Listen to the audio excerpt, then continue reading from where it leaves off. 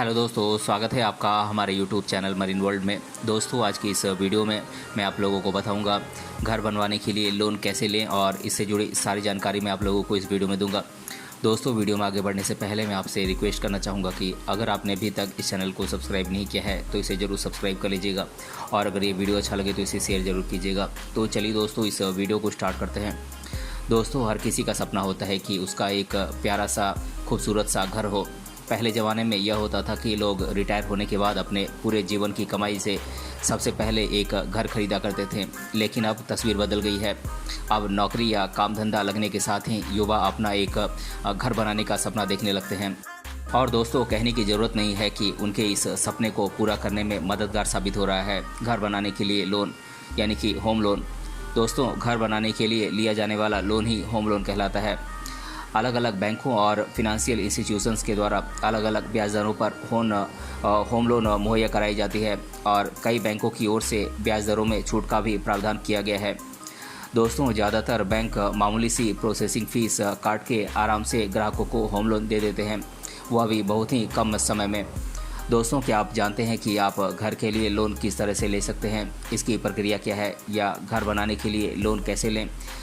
अगर आपको इसके बारे में जानकारी नहीं है तो भी कोई चिंता की बात नहीं है। मैं आज की इस वीडियो में आप लोगों को इन सभी चीज़ों के बारे में डिटेल से बताऊंगा।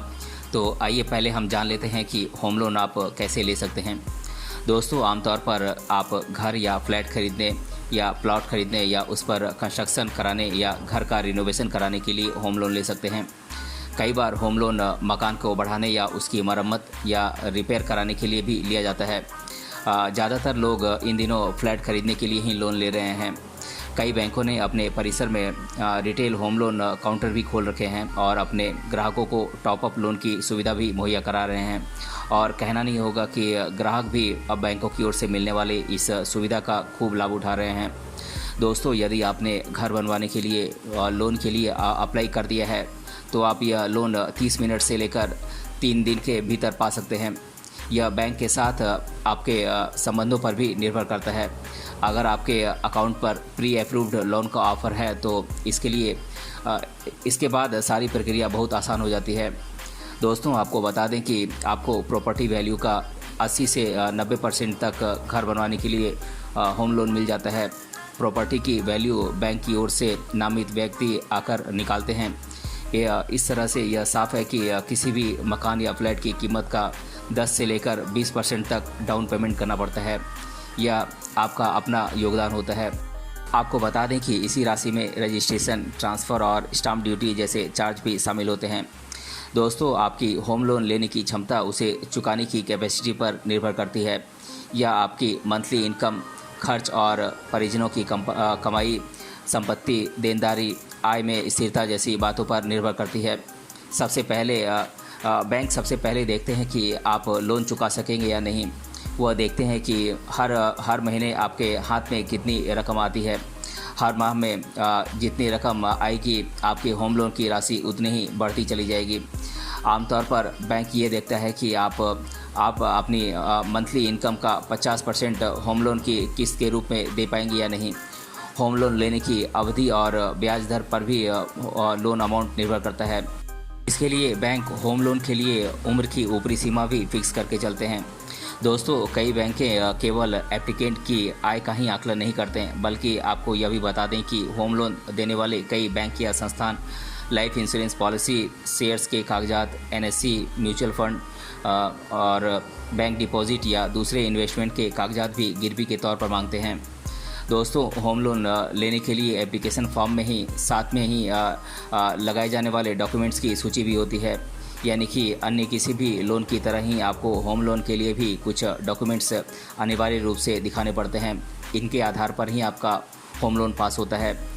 मैं इन डॉक्यूमेंट्स के बारे में आप लोगों को बता देता हूँ। ये डॉक्यूमेंट्स हैं आपकी आइडेंटिटी प्रूफ, रेसिडेंस प्रूफ और एज का प्रूफ, पिछले 6 महीने का बैंक स्टेटमेंट और पिछले 3 महीने की आपकी सैलरी स्लिप, और इसके साथ आपको फॉर्म 16 या आईटी रिटर्न की एक कॉपी देनी पड़ेगी और आपके 3 पासपोर्ट साइज़ कलर फ़ोटोग्राफ देने पड़ेंगे। दोस्तों अपने बैंक से पर्सनल लोन लेने पर तुरंत भुगतान होता है और नुकसान यह है कि बैंक आपको प्रोसेसिंग फ़ीस के रूप में 2 से 3% तक चार्ज करता है।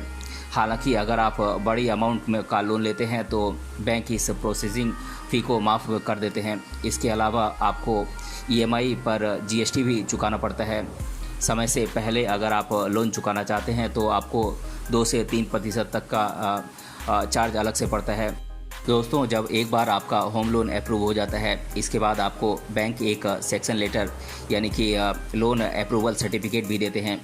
इसमें होम लोन की अमाउंट, अवधि, ब्याज दर आदि के बारे में जानकारी दी जाती है। साथ ही इसमें होम लोन की शर्तों के बारे में भी बताया जाता है। दोस्तों अब आप लोगों के मन में एक सवाल ज़रूर आ रहा होगा कि क्या मंजूर रकम से कम लोन भी ले सकते हैं क्या? तो जी हाँ दोस्तों, इस सवाल का जवाब हाँ है। सेक्शन लेटर में जो अमाउंट है आप उससे कम रकम भी लोन के रूप में ले सकते हैं। अगर कर्ज देने वाली संस्थान या बैंक आपको ज़्यादा रकम लोन के रूप में अप्रूव कर दे तो भी ज़रूरी नहीं कि आप सारी रकम लोन के रूप में लें ही। दोस्तों लोन पाते समय आपको अलॉटमेंट लेटर, टाइटल डीड की फ़ोटोकॉपी, सेल एग्रीमेंट और इनकम्बेंस सर्टिफिकेट देना होता है। जिस दिन आपके हाथ में लोन की रकम आ जाती है उसी दिन से उस पर ब्याज लगना शुरू हो जाता है। दोस्तों प्रॉपर्टी खरीदते समय आपको अधिक से अधिक डाउन पेमेंट करना चाहिए। अब आपके दिमाग में सवाल आएगा कि हम आपको यह क्यों सलाह दे रहे हैं? तो दोस्तों इसकी वजह यह है कि ताकि लोन का बोझ आपके ऊपर कम से कम रहे। होम लोन देने वाली बैंकें लंबी अवधि में आपसे काफ़ी ज़्यादा ब्याज वसूलती हैं, इस बात का ध्यान जरूर रखें। दोस्तों आपको बता दें कि ज़्यादातर केस में बैंक को एप्लीकेंट यानी कि सह आवेदक रखते हैं। अगर प्रॉपर्टी 2 लोगों के नाम है तो उस मामले में होम लोन में दोनों लोगों का शामिल होना ज़रूरी है।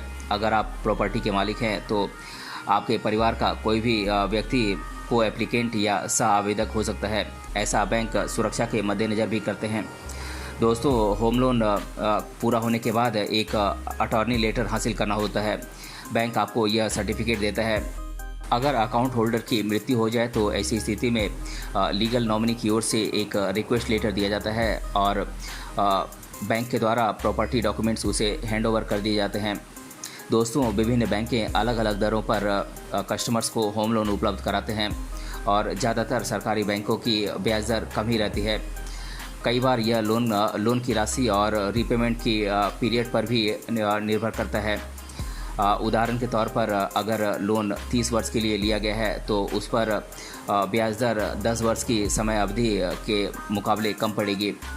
अब हम अलग अलग बैंकों की होम लोन की ब्याज दरों के बारे में थोड़ा जान लेते हैं। SBI के होम लोन के इंटरेस्ट रेट की बात करें तो इसमें 8.5% से लेकर 11% तक आपको इंटरेस्ट देना पड़ता है। वहीं PNB की इंटरेस्ट रेट की बात करें तो इसमें 7.9% से लेकर 8.5% तक आपको इंटरेस्ट पे करना पड़ता है। वहीं HDFC के होम लोन के रेट की बात करें तो इसमें 8.25% से लेकर 9.7% तक आपको इंटरेस्ट पे करना पड़ता है।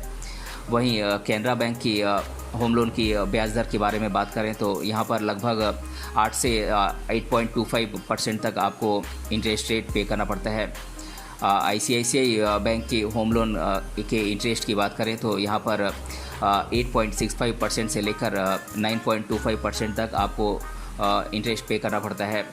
वहीं एक्सिस बैंक की होम लोन की रेट के बारे में बात करें तो यहाँ पर 8.5% से लेकर 9.1% तक आपको इंटरेस्ट पे करना पड़ता है। दोस्तों अब मैं आप लोगों को लोन लेते समय कौन कौन सी सावधानियाँ बरतनी चाहिए इसके बारे में बता देता हूँ। आप सबसे पहले इस बात का आकलन करें कि आपकी कमाई कितनी है और उस हिसाब से बैंक आपको कितना लोन दे सकता है। कभी भी गैर योजनाबद्ध तरीके से लोन नहीं लें, यानी कि बिना प्लानिंग के आप लोन नहीं लें। अलग अलग बैंकों की ब्याज दरों की तुलना करें, जो आपके हिसाब से उचित हो उसे ही चुनें। दोस्तों जैसा कि मैं आपको पहले ही बता चुका हूं कि डाउन पेमेंट अधिक से अधिक करें ताकि आपको ब्याज कम से कम अदा करना पड़े।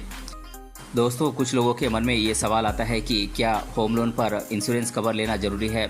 तो नहीं दोस्तों, होम लोन के लिए इंश्योरेंस कवर लेना कोई ज़रूरी नहीं है। अगर आप इंश्योरेंस कवर ले लेते हैं तो इससे आप बहुत ही फ़ायदे में रहते हैं। ख़ास तौर पर उस वक्त यह बेहद काम आता है जब यदि लोन जिसके नाम पर है उसकी मृत्यु हो जाती है। बैंक और रजिस्टर्ड इंश्योर्ड व्यक्ति की बाद में लोन पर बहुत राहत होती है, क्योंकि यह सारा कवर्ड होता है। यह आपके ऊपर निर्भर करता है कि आप इंश्योरेंस कवर पॉलिसी कौन सी लेते हैं। आप चाहें तो प्योर टर्म लोन ले सकते हैं या मॉर्गेज की तरफ भी जा सकते हैं। जो भी लें, लेकिन एक इंश्योरेंस कवर निश्चित रूप से होम लोन के ऊपर एक सुरक्षात्मक कवर प्रदान करेगा। दोस्तों, अब मैं आप लोगों को होम लोन के बारे में लोगों के द्वारा अधिकतर बार पूछे जाने वाले प्रश्नों को मैं आप लोगों के साथ डिस्कस कर दे रहा हूँ। पहला प्रश्न है, घर बनाने के लिए लोन कितने दिनों में मिल सकता है। तो दोस्तों, मैं आप लोगों को बता दूं कि घर बनवाने के लिए लोन एप्लीकेशन फॉर्म बैंक में जमा करने के बाद उस फॉर्म का अटेस्टेशन करके 1 महीने के अंदर लोन प्रदान कर दिया जाता है। दूसरा प्रश्न है, घर बनाने के लिए लोन पर कितना ब्याज दर लगता है। तो दोस्तों, मैं आप लोगों को बता दूं कि अगर आप किसी बैंक से घर बनाने के लिए लोन लेते हैं तो आप किस बैंक से लोन लेते हैं ये उस बैंक की लोन की ब्याज दर पर निर्भर करता है, क्योंकि हर बैंक की ब्याज दर अलग अलग होती है, जिसके बारे में मैं आप लोगों को पहले ही इस वीडियो में बता चुका हूँ। तीसरा प्रश्न है, क्या घर बनाने के लिए कोई भी लोन ले सकता है। तो जी हाँ दोस्तों, घर बनाने के लिए लोन कोई भी ले सकता है, लेकिन इसके लिए लोन लेने वाले व्यक्ति के पास ज़रूरी डॉक्यूमेंट्स और एलिजिबिलिटीज़ आदि होनी चाहिए, जिसकी जानकारी मैं आप लोगों को इस वीडियो में दे चुका हूँ। और तीसरा प्रश्न है, घर बनाने के लिए लोन कैसे ले सकते हैं। तो दोस्तों, मैं आप लोगों को बता दूं कि घर बनाने के लिए लोन राशि प्राप्त करने के लिए आपको अपने ज़रूरी डॉक्यूमेंट्स ले जाकर बैंक में अप्लाई करना होगा, और अप्लाई करने के बाद आपको लोन राशि वेरिफिकेशन के बाद प्रदान कर दिया जाता है। और पांचवा प्रश्न है, घर बनाने के लिए कितना लोन मिल सकता है। तो दोस्तों, मैं आप लोगों को बता दूं कि प्रॉपर्टी की कीमत के अनुसार आप घर बनाने के लिए 80 से 90% तक होम लोन ले सकते हैं। और छठा प्रश्न है, घर बनाने के लिए लोन लेने के लिए किन किन ज़रूरी डॉक्यूमेंट्स की आवश्यकता पड़ती है। तो दोस्तों, मैं आप लोगों को बता दूं कि बैंक से लोन लेने के लिए अप्लाई करते समय आपको यह कुछ ज़रूरी डॉक्यूमेंट्स की आवश्यकता होगी, जिसके बारे में मैं आप लोगों को पहले ही इस वीडियो में बता चुका हूं। तो दोस्तों, आज की इस वीडियो में हमने जाना घर बनवाने के लिए लोन कैसे ले सकते हैं। अगर ये वीडियो आपको पसंद आया है तो अपने फ्रेंड्स तक इसे ज़रूर शेयर करें और हमें कमेंट बॉक्स में कमेंट करके बताएं कि ये वीडियो आपको कैसा लगा है। मिलते हैं अगले वीडियो में किसी अन्य टॉपिक के साथ, तब तक के लिए धन्यवाद।